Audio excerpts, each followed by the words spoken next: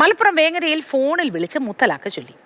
1.5 വർഷം മുൻപ് വിവാഹിതയായ യുവതിയെയാണ് കൊണ്ടോട്ടി സ്വദേശി വീരാൻകുട്ടി മുത്തലാഖ് ചൊല്ലിയത്.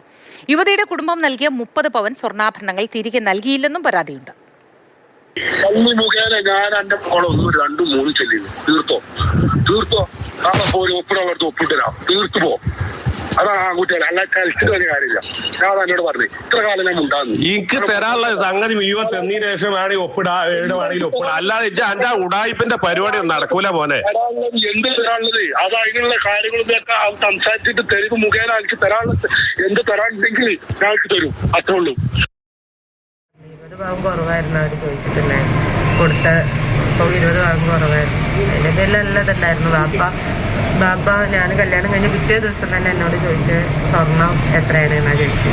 അതുകൊണ്ട് 30 ഉണ്ടാവും ഇക്കാര്യം കൃത്യമായിട്ട് എനിക്കറിയില്ല. എൻ്റെ ബാപ്പാട് ഇങ്ങനെ ചോദിച്ചാളിന്ന് പറഞ്ഞു. പിന്നെ കോയിൻസ് ഉണ്ടാകുന്ന ചോദിച്ചു. ഇപ്പം പറഞ്ഞു അതൊന്നും എനിക്കറിയില്ല, കോയിൻസ് ഒന്നും ഇല്ല എന്നും പറഞ്ഞാൽ ഞാൻ എൻ്റെ പണിയെടുക്കാൻ പോയി. പിന്നെ അവർ സ്വർണ്ണം ഊരിച്ച് വാങ്ങി ഉമ്മാൻ്റെ അടുത്ത് കൊടുത്ത് പിന്നെ തന്നിട്ടില്ല. പിന്നെ ഹോസ്പിറ്റലിൽ നിന്നാണ് എൻ്റെ മഹർ ഊരി വാങ്ങുന്നത്.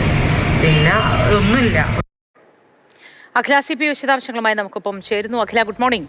ആ ശബ്ദ സന്ദേശത്തിൽ പറയുന്നത് പോലെ എൻ്റെ ഉടായ്പ പരിപാടിയൊന്നും ഇവിടെ നടക്കില്ല എന്ന് പറയുന്നുണ്ട്. എന്ന് പറഞ്ഞതുപോലെ ഇത് മുഴുവൻ നിയമപരമായി നേരിടാൻ കഴിയുന്ന കാര്യങ്ങളല്ലേ? വിശദാംശങ്ങൾ എന്താണ്?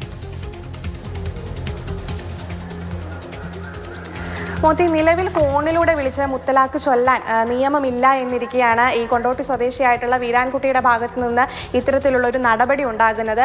യുവതിയുടെ പിതാവിനെ വിളിച്ചാണ് മകളുമായിട്ടുള്ള ബന്ധം താൻ വേർപെടുത്തുന്നു എന്ന കാര്യം വീരാൻകുട്ടി അറിയിക്കുന്നത്. അപ്പോൾ 2 മാസം മുൻപായിരുന്നു ഈ സംഭവം. യുവതിയെ മുത്തലാഖ് ചൊല്ലുന്നു എന്ന് പിതാവിനെ അറിയിച്ചത് 2 മാസം മുൻപാണ്. 2 വർഷം മുൻപായിരുന്നു ഇവരുടെ വിവാഹം. അപ്പോൾ ഏകദേശം 40 ദിവസം മാത്രമേ യുവതി ഈ ഭർത്തൃ വീട്ടിൽ നിന്നിട്ടുള്ളൂ. അതിനുശേഷം യുവതി സ്വന്തം വീട്ടിലേക്ക് തിരിച്ചു വന്നെങ്കിലും യുവതിയും അന്ന് ഗർഭിണിയായിരുന്നു. അത്തരം കാര്യങ്ങളൊന്നും അന്വേഷിച്ചിരുന്നില്ല എന്നാണ് ഇപ്പോൾ യുവതി ആരോപിക്കുന്ന പ്രധാനപ്പെട്ട കാര്യം.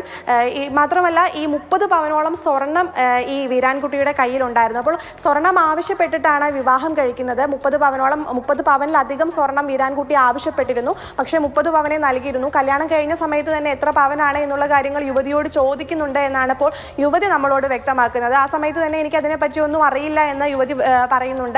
മാത്രമല്ല അതിനുശേഷം കോയിൻ എന്തെങ്കിലും ഉണ്ടോ, സ്വർണ്ണ കോയിൻ എന്തെങ്കിലും ഉണ്ടോ എന്നുള്ള കാര്യവും വീരാൻകുട്ടി അന്വേഷിക്കുന്നുണ്ട്. ശേഷം ഈ വിവാഹം കഴിഞ്ഞതിന് ശേഷം 30 പവനോളം സ്വർണം വീരാൻകുട്ടിയുടെ മാതാവാണ് സൂക്ഷിച്ചത്. മഹർ ഉൾപ്പെടെയുള്ള കാര്യങ്ങൾ ആശുപത്രിയിൽ കിടക്കുന്ന സമയത്ത് വീരാൻകുട്ടി ഊരി വാങ്ങുന്നുണ്ട് എന്നാണ് യുവതി വ്യക്തമാക്കുന്നത്.